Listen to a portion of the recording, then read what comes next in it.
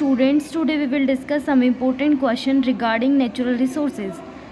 First देखो, जो outer crust होती है हमारी अर्थ की, उसको हम लिथोस्फीयर के नाम से जानते हैं।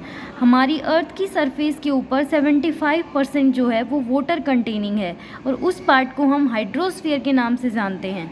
हमारी वीनस एंड मार्स के ऊपर कोई भी एटमॉस्फेयर नहीं देखा गया है और वहाँ पे पाया गया है कि 95 से 97% CO2 प्रेजेंट है।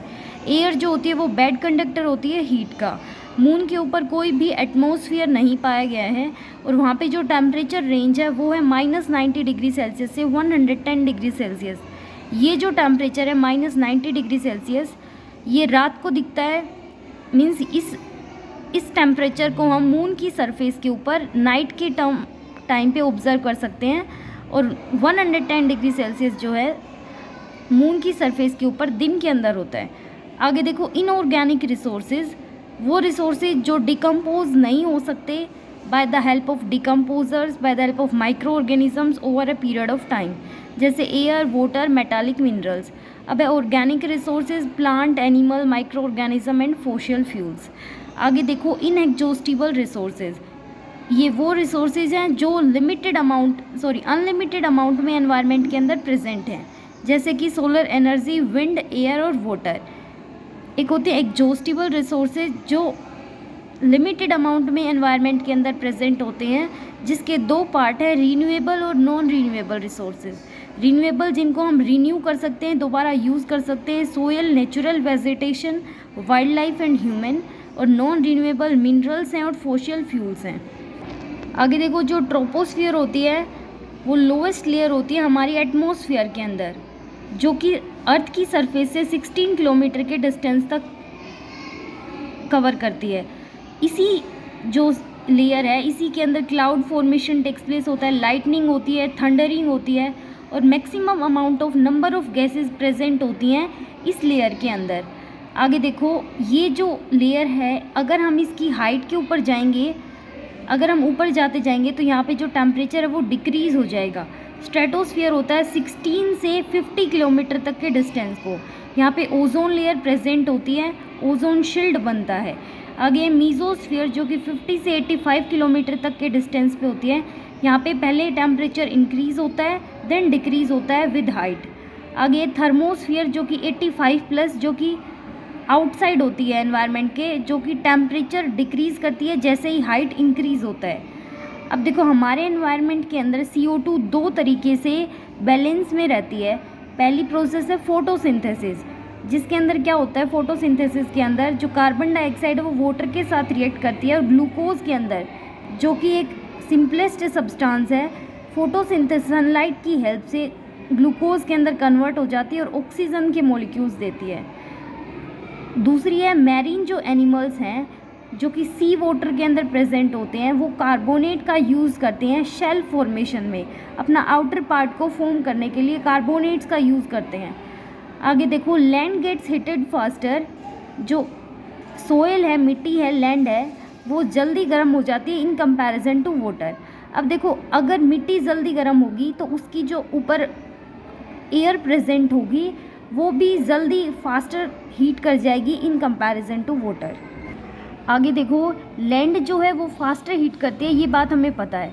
ड्यूरिंग डे टाइम जो अगर लैंड की एयर जल्दी गर्म होगी तो क्या होगी, हवा जो है वो राइज होना शुरू हो जाएगी, ऊपर जानी शुरू हो जाएगी। इससे क्या होगा, जो एटमॉस्फेयर उसके अंदर लो प्रेशर क्रिएट होगा।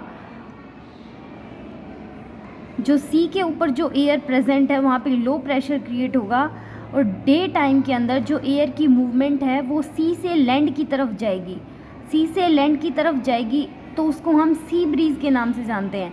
अब देखो, ये एयर की मूवमेंट ही विंड क्रिएट करती है, इसी से विंड की फॉर्मेशन होती है। और नाइट के टाइम पे जो वाटर है वो कूल्स होता है स्लोअर, तो यहाँ पे जो विंड है वो कैसे जाएगी, लैंड से सी की तरफ जाएगी, तो इसलिए हम इसको लैंड ब्रिज के नाम से जानते हैं।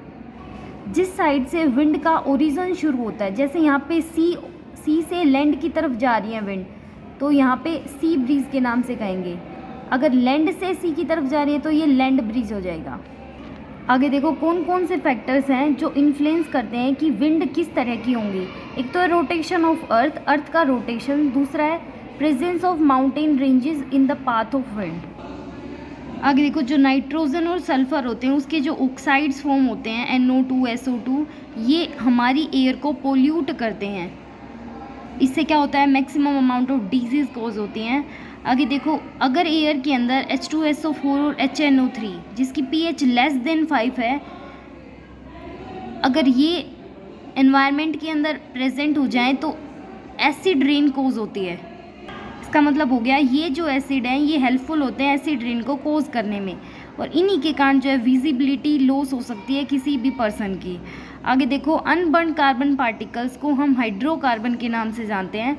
कार्बन मोनोऑक्साइड जो कि एक पॉइजनस गैस होती है, इसकी जो एफिनिटी होती है ऑक्सीजन के साथ कंबाइन करने की वो ज़्यादा होती है।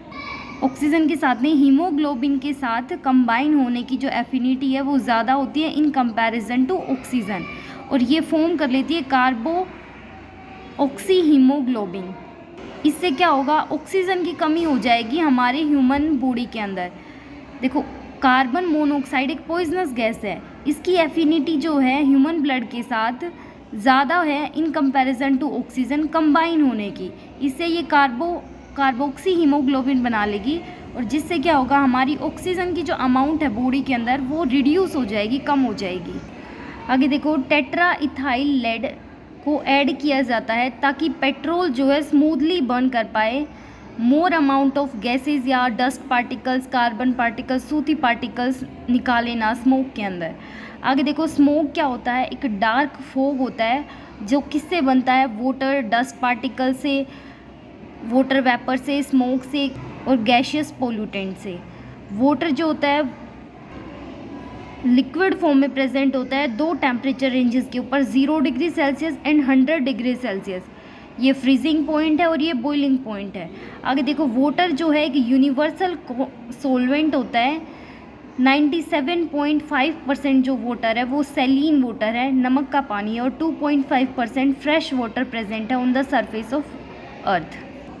अगर water against pull of gravity means ऊपर की तरफ उठाया जाएगा तो उसको हम उस एक्शन को बोलेंगे कैपिलरी एक्शन। जैसे वाटर प्लांट के अंदर देखें, जाइलम के थ्रू जो है वाटर को by the help of roots, stem की ब्रांचेस, लीफ सब तक पहुंचाया जाता है। इस एक्शन को क्या बोलते हैं हम, यहाँ पे ग्रेविटी का अगेंस्ट में काम हो रहा है तो कैपिलरी एक्शन शो बोलते हैं, तो यहाँ पे बोल देंगे कैपिलरी वाटर। अगर सोइल जो है वाटर से सराउंड करती है तो उसको हम बोलते हैं हाइड्रोस्कोपिक वाटर। मरकरी का सोल्ट बना के पेपर इंडस्ट्री के अंदर यूज़ किया जाता है, जो कि बहुत ही हार्मफुल होती है, वाटर पोल्यूशन कोज करती है। आगे है बैक्टीरिया जो कि वाटर पोल्यूशन कोज करता है और कोलेरा डिजीज़ को कोज करता है। आगे यूट्रोफिकेशन, ये है process in which excessive growth of algae occurs, extra loading of nutrients in water body. Excessive growth of algae को हम बोलते हैं एल्गल ब्लूम। क्या कह रहा है, अगर वाटर बॉडी के ऊपर मैक्सिमम अमाउंट ऑफ एल्गी जो है ग्रो कर जाए with loading various amount of nutrients, उसको बोलते हैं हम यूट्रोफिकेशन। और अगर किसी भी एरिया के अंदर बहुत सारी एल्गी प्रेजेंट है उसको हम बोलते हैं एल्गल ब्लूम है ये एरिया। देखो, यूट्रोफिकेशन होता है अगर बहुत सारी एल्गी प्रेजेंट हो with loads of amount of nutrients water body के अंदर, उसको बोलते हैं हम यूट्रोफिकेशन। और अगर बहुत सारी एल्गी किसी एरिया के अंदर प्रेजेंट हो तो उसको हम नॉर्मली बोल सकते हैं एल्गल ब्लूम। आगे देखो, increase in the concentration of harmful non biodegradable chemical substance in the living organism at each trophic level of food chain is called biomagnification. अगर एनवायरनमेंट के अंदर number of concentration of harmful substances increase हो रहे हैं, अगर देखो plants के पास अगर मिट्टी के अंदर कुछ हार्मफुल सब्सटेंस जाते हैं वो प्लांट के पास आएंगे, प्लांट को कंज्यूम करेंगे ह्यूमन या एनिमल्स, उसकी हेल्प से हम मिल्क लेंगे, ये फिर हम हमारे द्वारा दोबारा कंज्यूम किए जाएंगे। इसका मतलब क्या है कि ये अलग अलग ट्रॉपिक लेवल के हेल्प से फूड चेन में एंटर हो रहे हैं, इसको हम बायोमैग्निफिकेशन बोलते हैं।